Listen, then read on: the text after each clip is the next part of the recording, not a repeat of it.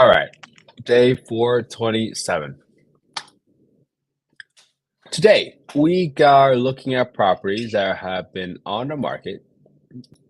These are four-bedroom homes, single-family homes, and they've been on the market for less than 3 days. All right, so let me just double check my mic. All right, there we go. And now, the reason why we're looking in this area is, and the reason why we're looking at properties that have been coming onto the market is because we want to stay on top of the market, right?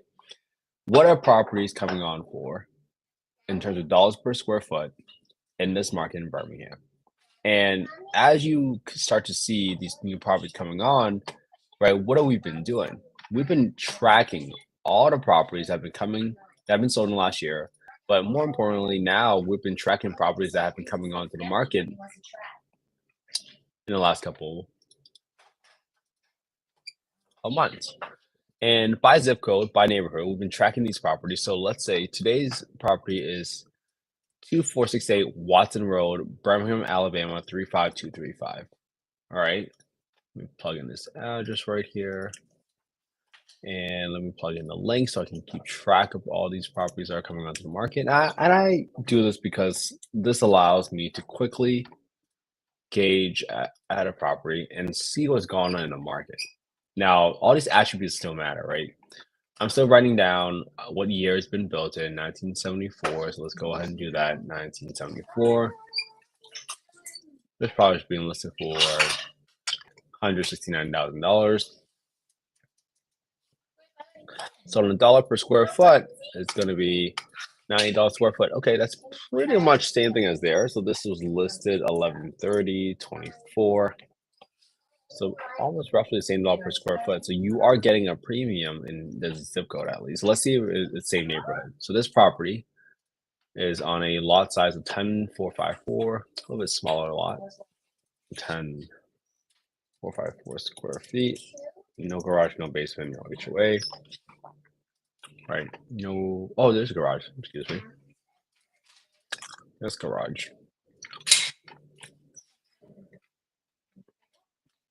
However, this property it's a pretty middle of the road, not super modern, but clean rental grade property, no carpet. All right. And what neighborhood is this in? So I'm gonna zoom out. This is in Chalkwell and Grayson Valley. Chalkwell and Grayson Valley. In between Chalkwell and Grayson Valley. Rental grade home, not super modern kitchen or bathroom, no carpet, flooring needs to be refinished, and probably a paint job. Okay, so now this tells me the general condition of this home. Now, the reason why we're doing this is because why? If you're pursuing the BRRRR strategy, right, which stands for buy, rehab, rent, refinance, repeat, the whole strategy is contingent upon using an example here. If you're able to buy a home for $50,000 and you are able to renovate the home for 20 grand, but make it worth $100,000, now you have a little delta, right? You forced about $30,000 of value into the home with a $20,000 rehab. Great. Now you can go get a loan for 70% of the value of the home. Now, when you get a loan product for 70% of loan value, you can essentially take back out $70,000 because your home's worth 100 grand. But that $70,000 is in the form of loan proceeds, which is not taxable. And now you can use the same $70,000 that you used to buy the first property, but you got it all back in a loan. But now you get to rinse and repeat. You get to use the same $70,000 and do it all over again. And then now if you're able to buy another home, let's say for $30,000 and renovate the home for 40 grand and still make it a home worth 100 grand, you can do it all over again. And that's how this strategy is so scalable, because you get to use the same amount of cash instead of doing a 20% down, working your full-time job, and saving it all up all over again. That's the beauty of the strategy. But what's it contingent upon? It's contingent upon getting your ARV correctly. if you don't understand, right, especially with interest rates going up and down all the time, that's how you understand.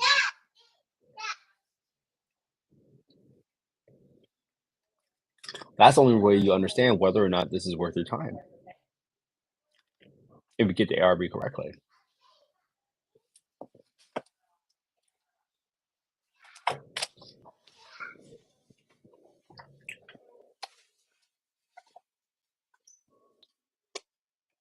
So let me do some math. Let's assume we're analyzing this deal as a 4-bedroom property. If you're doing that, let's go ahead and plug in the details here. Right? So this property is listed for 169,900, 169,900 for our renovations. I mean, we don't have to replace the entire bathroom. We'll just replace 2 of the toilets with high pressure flush toilets because those toilets never caused me any issues. I'm assuming that we finished the entire flooring on the property, so that's 1719 square feet, 1719 at $4 square foot.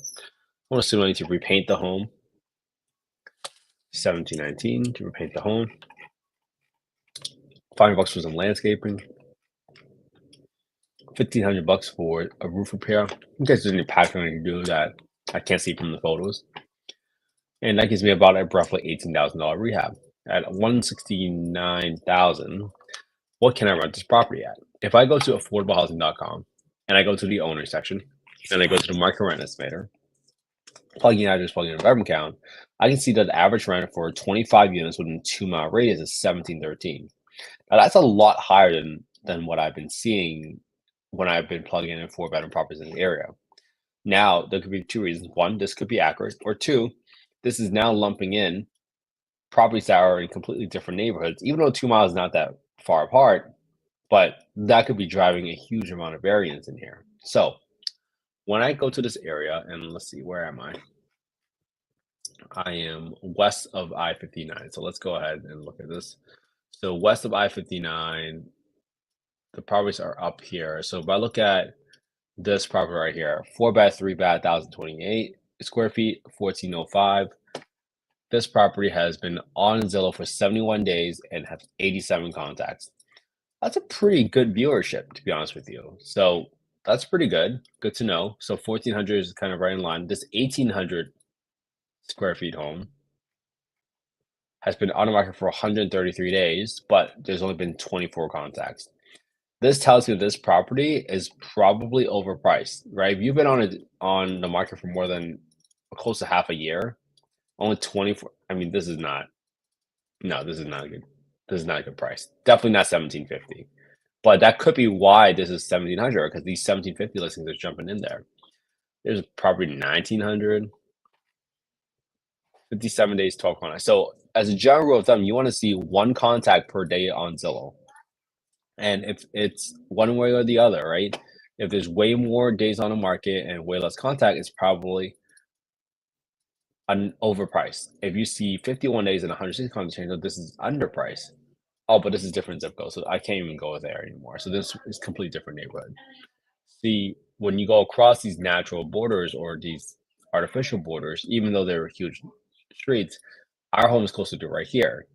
You go all the way across over here, complete different neighborhood. So that in that case, it was actually a complete different zip code.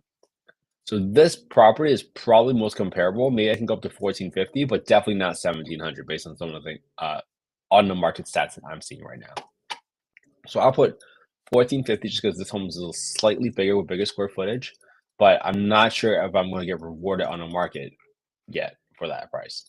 So that's how I determine my rent. Again, all you're trying to do is figure out, hey, is this worth my time to investigate further, right? If you all of a sudden see this home for 1,750 and it flies off the market at 1,750, then yeah, maybe you should pay attention to it and see whether or not you can rent it out for 1,750. But a significant amount of risk. Are you willing to hold on to the properties for almost 6 months of holding costs to get it rented?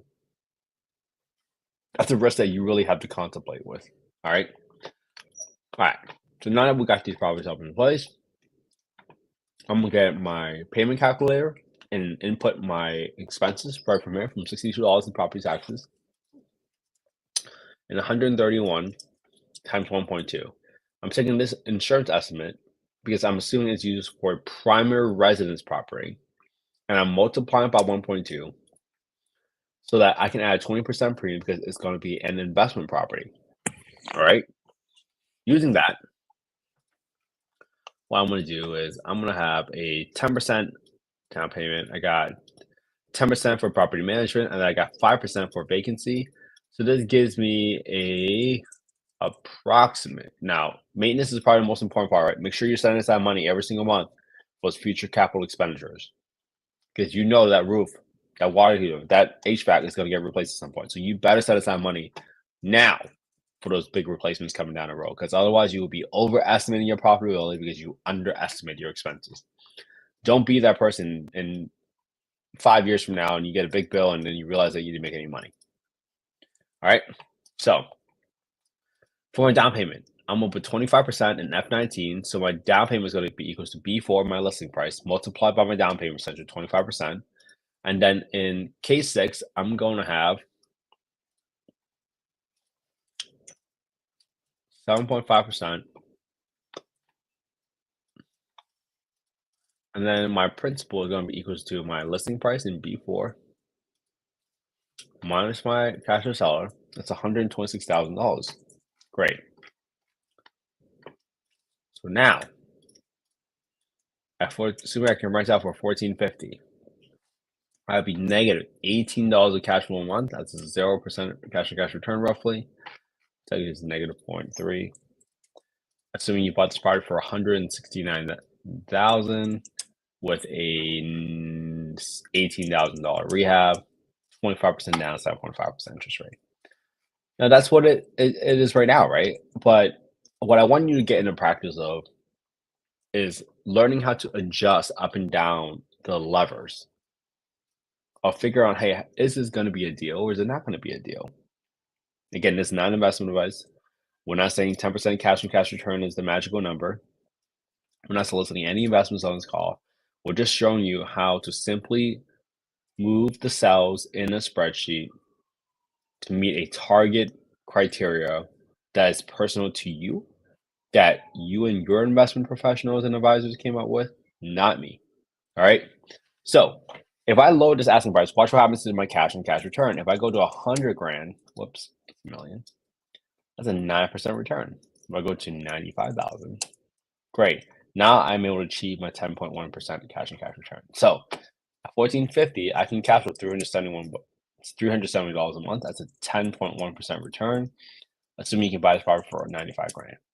Does that mean you can buy this property for 95 grand when it's being listed for 169?